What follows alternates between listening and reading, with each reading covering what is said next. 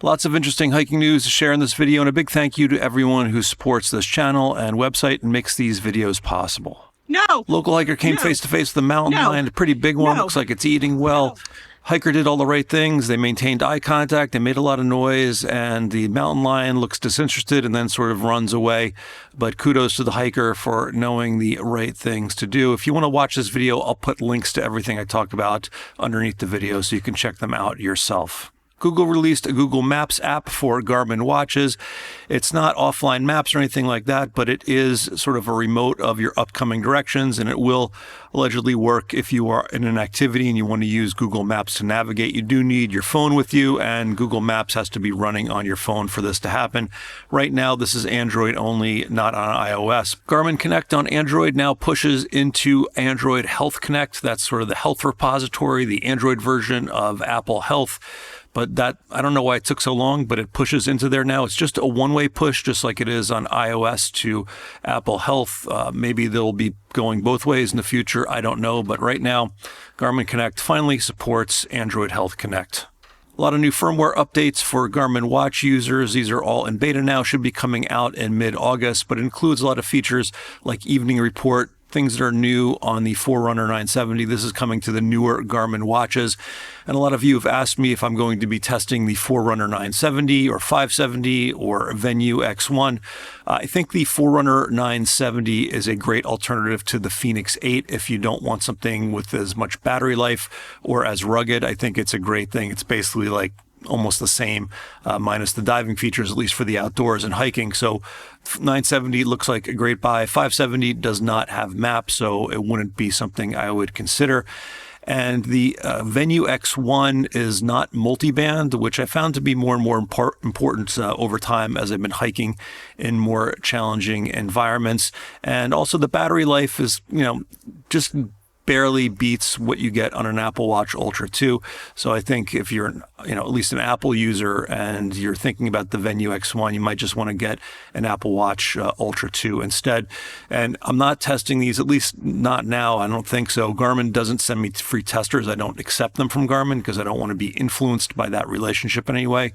But if you guys have a compelling reason for me to test any of these watches, please let me know in the comments. I found this video interesting from the running channel. They went behind the scenes with Garmin to check out how the watches are made. They looked at the prototyping and design and all of that. If you're a Garmin watch person, it's definitely worth checking out.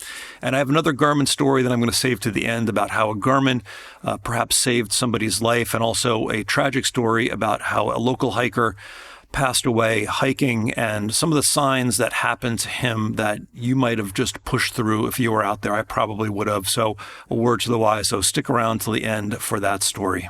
If you're a Coros person, they have a big rework of everything. Coros 4.0, it's in beta right now, but should be rolling out shortly. But lots of new features here. I commend Coros for updating their firmware. I think it's great that Garmin, Coros, all these people in general update their firmware and add new features. That's a good thing. Coros announced a while ago they were going to add street names to offline maps on their watches in Q1 2025. I haven't seen that yet. If you have, let me know. But I'm still waiting for that. I think that would be a fairly big game changer as well.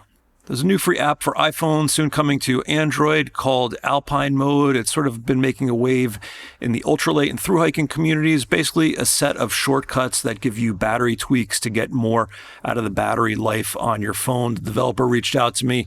I checked it out. I've been using it on my phone. Definitely the price is right. And if you want to support him, it's a, like this channel, support if you'd like to, but you don't have to model. But Alpine Mode, check it out. Absolutely free. In the past, I've shared with you an app called Geos, which is an offline app that gives you all kinds of information on handling emergencies in the backcountry. It's a really great app, but it is a paid app. Since that came out, an Eagle Scout from Austin, Texas reached out to me and said he developed a free app for iOS that has similar information, a little bit more lo-fi, not quite as slick as Geos, but it is free. And if you want to check that out, it's called Aider. And again, I'll put links to all these apps and all these things I'm talking about underneath this video. Last couple of days, I saw an article that Apple is now working with Starlink on satellite connectivity. It threw me for a loop a little bit because my iPhone has had Starlink connectivity for a few months now. I did a whole video on how it works and what it's all about. But reading between the lines here, I'm wondering if Apple is not working with Starlink to do things like sending photos over the satellite, or maybe even doing voice calls over satellite. I really have no idea. I'm just speculating, but that could be something that's happening. That's something that Starlink did mention was in the roadmap for the future. So keep your eyes open when they announce the new iPhone in September or October. That could be something coming there. As long as we're talking about satellite communicators, if you didn't see my other recent video, Garmin has updated their inReach subscription plans to allow for a 12-month suspension. So if you don't use your inReach all year, you can still have your plan and suspend it for a few months and then turn it back on. So that's a cool thing. And they also made their enabled plan, which is the most basic plan. They kind of took that out of a hidden state and put it on the homepage, so you can sign up for that as well. Now, if you have a Garmin inReach, I made a video on this as well earlier called Adiana Alerts. And the idea is that if you are, in the backcountry and you have an inReach, you can get a weather alert or a flash flood alert. You have to pay for it. It's a third-party service, but you register it and you can put the areas that you're going to, and you will get pushed alert if something is happening where you are. They recently added a new feature where you can basically filter these alerts or turn them off if you don't want to hear them. And they also sent out a really good email, I thought, about the flooding in Texas, because if you've been watching the news, which is just so skewed from both sides these days, there was talk that nobody got alerts, but they go through and they list out basically what alerts were sent, what they got from the National Weather Service. There were alerts that went out. And if you had Adiana Alert in this area, you would have gotten a flood alert during that time. But I'll put a link to the email in a PDF. You can check it out and read it. I thought it was very well done, very neutral and very matter of fact, which if you watch this channel, I'm a fan of. But Adiana Alerts, if you're traveling in the backcountry and weather is a concern, that might be worth checking out. Now, there is a free version of this that they introduced in the Grand Canyon, and this is great. I wish more parks would do something like this.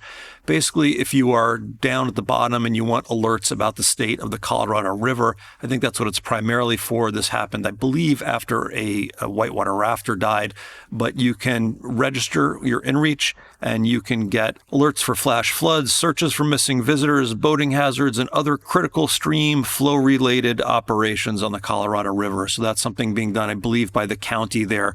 And it's something I'll register for when I do my next Grand Canyon rim to rim, hopefully in October. Another story about flooding that was hopeful and now is sad again. Bridge for Max here in Southern California, San Diego, Mission Trails Regional Park. There's an area where you have to, or you don't have to, but if you want to continue on the trail, you have to cross this river. And it can get pretty hairy at times. I've been here and it's been sketchy. But in 2021, a young guy lost his life crossing here. His father worked tirelessly to build a bridge across here so that other hikers don't have to risk their lives to cross here. It's kind of blows my mind to think that this type of situation is in a regional park in San Diego, but it is. And he was working on that, and the local Congress person, I'm not sure who they were, was going to get federal funding to help with the permits and planning, and that was cut as part of the government spending cuts. So now this bridge isn't going to be made. I'll put a link to the story and to the update. It's kind of complicated. There is some funding, but it can't be released without the permits, and the permits are going to cost a lot of money, which they don't have money for. You can read through it yourself, but it's sad that this is not happening. I hope this does happen at some point. The Adirondack Mountain Club started a High Peaks Condition Report. This is a great idea. It's a webpage that gives you an update on what to expect, any potential hazards. I think this is great. I hope more hiking clubs do this. I know here in Southern California, we have a version of this, the San Jacinto Trail Report by John King. I support that site. I'll put a link to obviously this underneath there, but that's not a daily update, but it definitely is useful. And if you're part of a local hiking club or search and rescue team or land manager, whatever it is, and you'd like me to share something like this, I am happy to share it. Maybe I'll make a resources page on my website for all of these, but please let me know if you have any type of hiking news or anything you'd like to share with the community that will help their hiking experience be safer, better, whatever. Just leave me a comment. I love hearing about new things like this. Probably heard about this one. There's a new executive order saying that foreign visitors should be charged more than American citizens to access the national parks. Meanwhile, in Canada, they've taken some of their most popular national parks and they've made them free for everyone in the summer. I love Canada.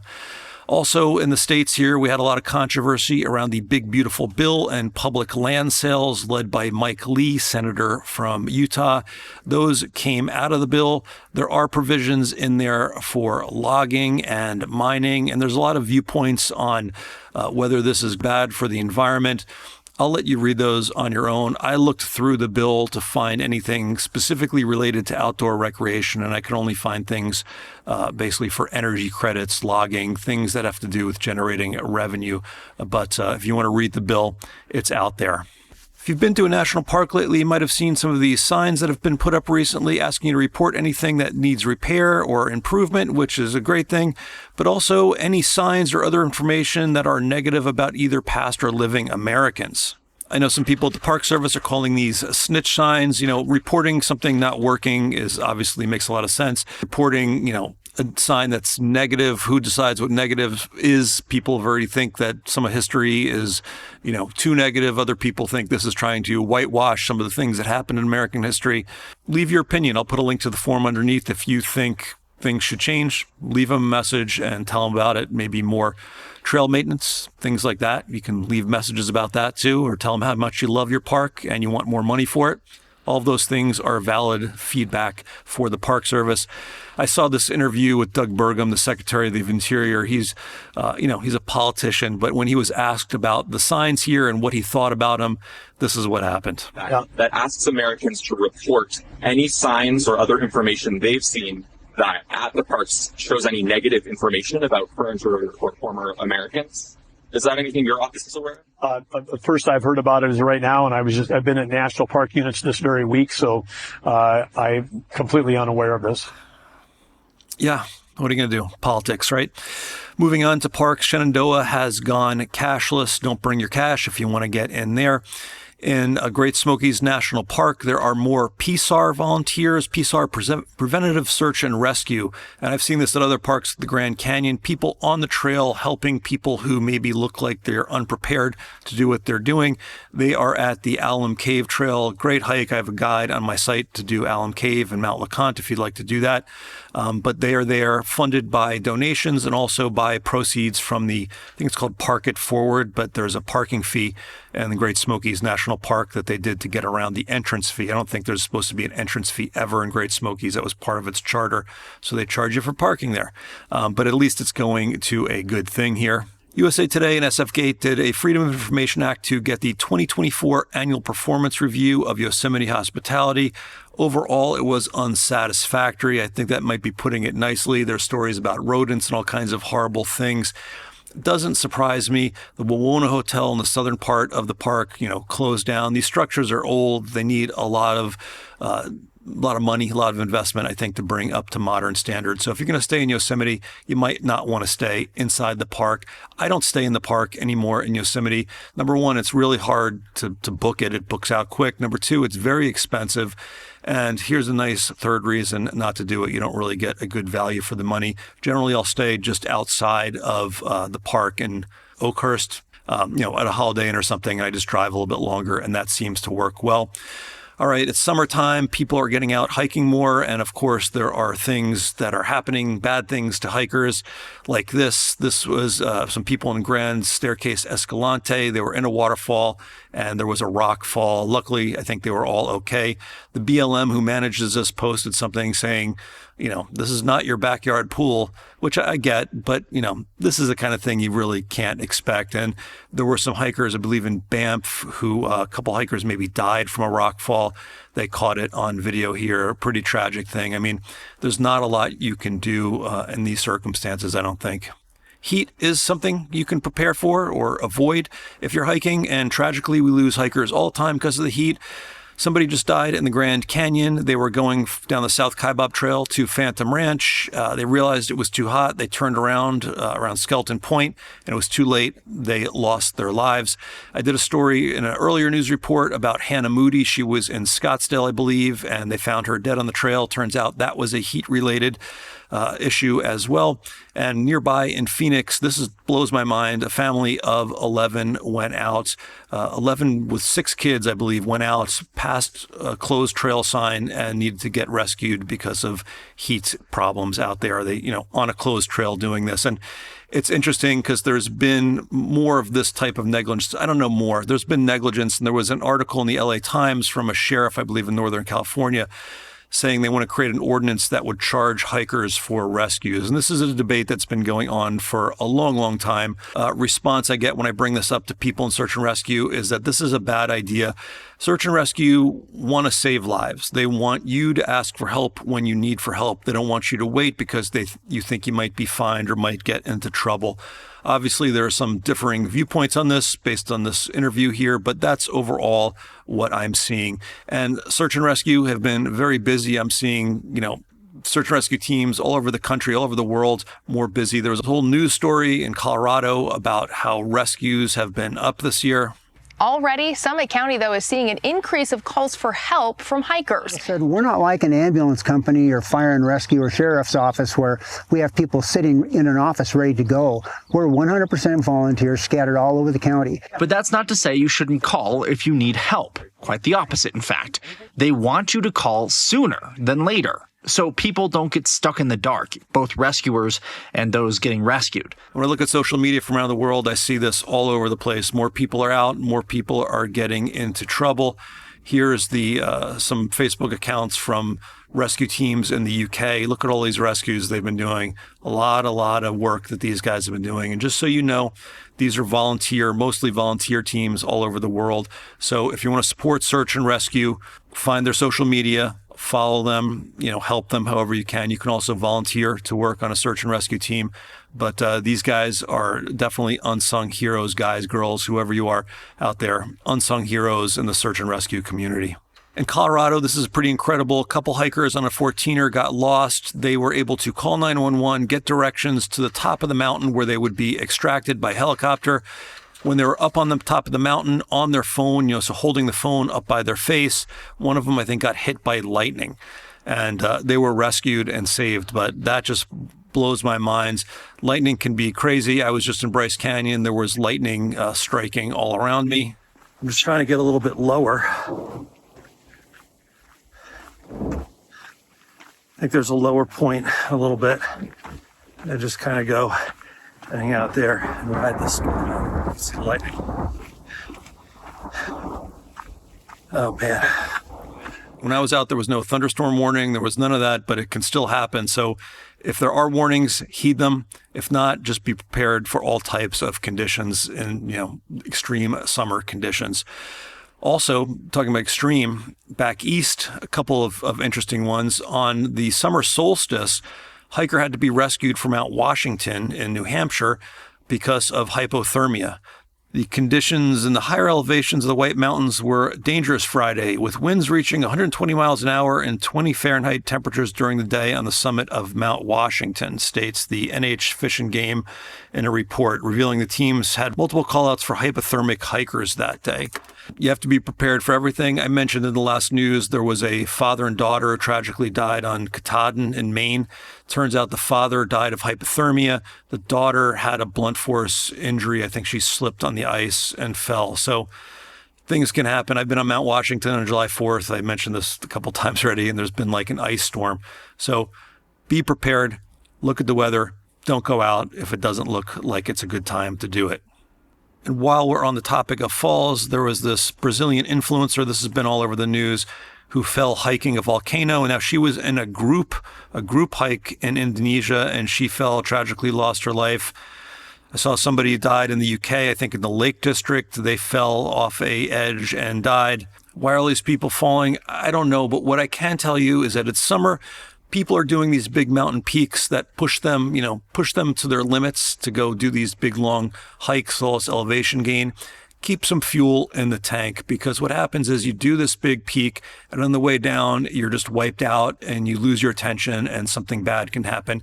It's easy to fall when you roll an ankle, on the way down. You're not paying attention to your footing. I've done it myself. I haven't fallen off a mountain, but I've definitely rolled plenty of ankles because I pushed myself too far and I'm not paying attention on the ground in front of me the way I should be. And, it's a real thing. So you need to be careful. On Mount Whitney a couple of years ago, somebody was coming down from Mount Whitney, lost their way, maybe because they were just too tired on the way down and, lost the trail, lost their lives. Tragic story of a father and son from Southern California who went to Mount Whitney. On the way back down, they did the summit. On the way back down, the son started acting erratically, wandered off from the father. Father tried to get him to stay with him. He wouldn't. He fell, and now I believe he's in a coma. I think what he had was HACE, which is an altitude sickness where I think your brain pushes against your skull. I remember reading about that in the book about, I forget who it was, John something or other, wrote the book about Mount Everest, where all those people died in that year, and people had this altitude sickness. They were doing irrational things, and that sounds what happened here. So take altitude sickness seriously. You don't want to push through. And I think a great story about that, not a great story, but a great lesson is to be learned from a supporter of mine named Ali, whose dad tragically pushed through and lost his life here in Southern California on the Icehouse Canyon Trail. Ali reached out to me. He wanted to share the story so that it doesn't happen to you. So let me hand it over to Ali, who did this interview, after his dad died. It was a tough thing to do. So thank you for sharing this, because hopefully people like you, people like me won't have this happen to them. My dad and his friend, they went hiking on the Ontario Peak Trail. He made it to the Icehouse Saddle, the junction, so basically the halfway mark, and he told his friend that he couldn't make it any longer because he wasn't feeling pretty well. So his friend went up to the peak, and my dad, he gave my dad his car keys so he can start heading back down to the parking lot, which I mean, that's a pretty fair idea. He did realize that he couldn't make it anymore, and when he was walking back, it's reported that he was probably not feeling pretty well and he was very nauseous and he was vomiting. And later we found out, based off his pants, he also had diarrhea. And what he would have thought was that he had food poisoning or something from the night before, because my mom stated that he had like a big meal at a restaurant somewhere. His friend goes to the peak, comes back, and he still sees my dad walking along. And his friend told me that every 60 steps he had to take a break. And his friend told my dad, are you okay? Do you need to go to the ER? And the food poisoning, nausea thing comes up. He couldn't think of, he didn't think that he had a heart problem because he's never had any heart problems before. So totally asymptomatic history. And yeah, my dad told his friend that I'm gonna go home, and yeah, he refused the ER offer. So they come back down and go home. He was in the car. He texted my mom that he wasn't feeling pretty well, and he did say that he had his chest kind of hurted, but we're not doctors. We could have, in the past hikes, you just thought it was a normal thing, you're breathing and you threw up. I guess it makes sense that you have a little bit of discomfort right here. And once my dad arrives home, he tells my mom, usually when I have nausea in our family, we like to drink mint tea. So he had a couple of mint teas, and his progress, as I've heard, wasn't feeling pretty well. He was throwing up.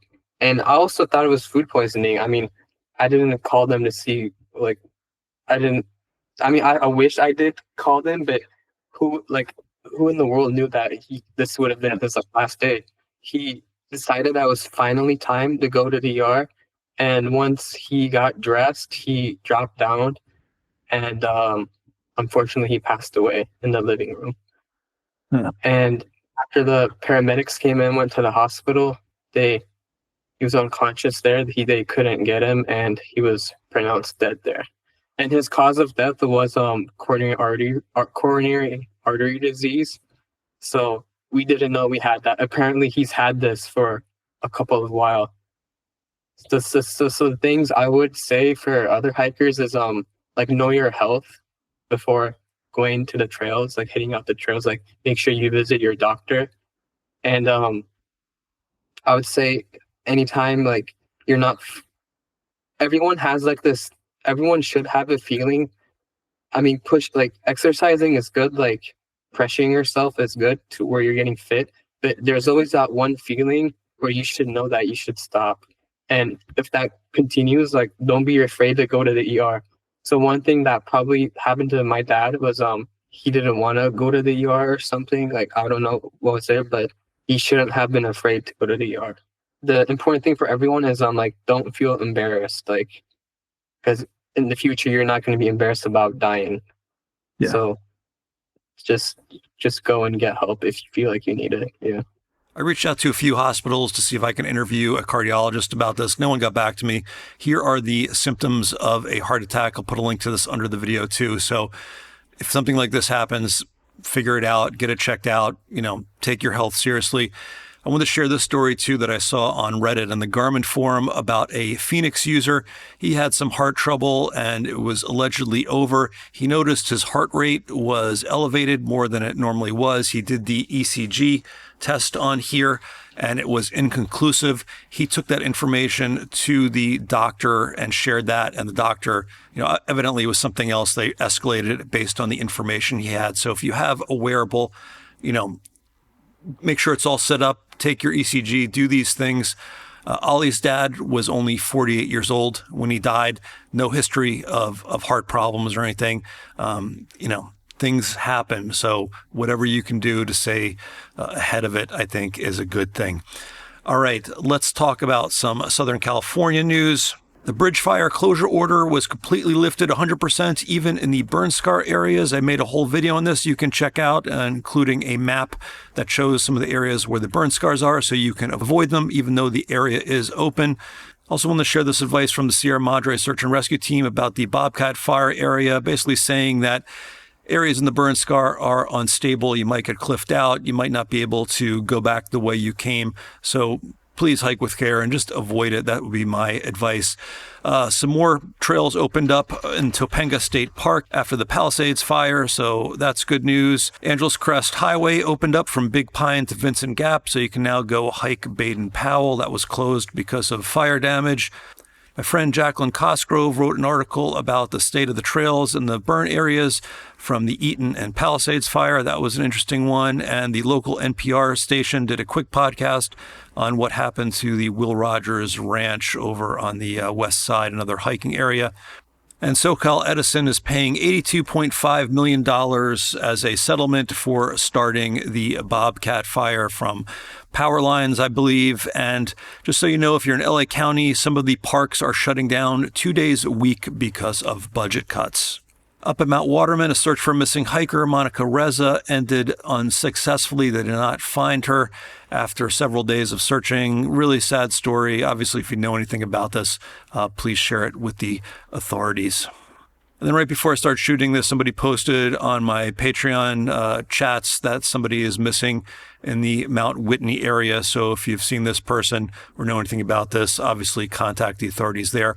You can join my Patreon for free and get into this type of chat and community if you want to get these types of alerts, things I share here on the news in real time. It'll all be there on Patreon. There's a popular Instagram and YouTube account called Parliament of Owls, a guy who has wildlife cameras in the mountains here in Southern California. They're really great. Bears, baby bobcats, mountain lions. But sadly, I saw a news report where somebody went through and stole a bunch of his cameras. So that's a bummer, but subscribe to him and follow his channel and everything because he makes some really fun stuff to watch. If you didn't see my earlier video, the Forest Service told me I can't go out with my phone and shoot a video on the Mount Whitney Trail and share it with you guys because that would be illegal. But if you're not me, you can do it and it's perfectly fine. So a bunch of people have been helping me with that project. I just want to thank everyone who's uploaded their footage. Big thank you also to Jeff, one of those people who also has a scooter shop, Vespa shop in San Diego, and an interesting Instagram account and YouTube channel. He actually rode a Vespa up the trailhead, up to the trailhead for White Mountain Peak. If you've ever ridden up there, you know that road is pretty intense. They took a Vespa up there. So that was really cool. Matt from National Parks Maps reached out to me and offered to allow me to use his maps on my website. You can check his website out. He's a former park ranger, I think in Yosemite, but he's got all the different maps. If you're a map geek or just want a park map, that's a great place to go. Also, my supporter Alex did the voiceover on a new book about BLM lands in California that just came out. If that interests you, I'll put a link to that underneath the video too. All right, guys, hopefully this was helpful. Hopefully Ali's interview was insightful. Maybe we can, save some people. I know for myself, if I feel those symptoms now, I know, go to the emergency room, right? Go there right away. But again, I think overall, just don't push through, hike within your limits, be conservative, stay safe. No hike is worth losing your life for. And I don't want these news videos just to be about people dying on trails, but these things are happening. It's the summer, and hopefully we can get some awareness out there about what to look out for. All right, guys, thanks for your support. Thanks for watching, and I will see you out on the trails.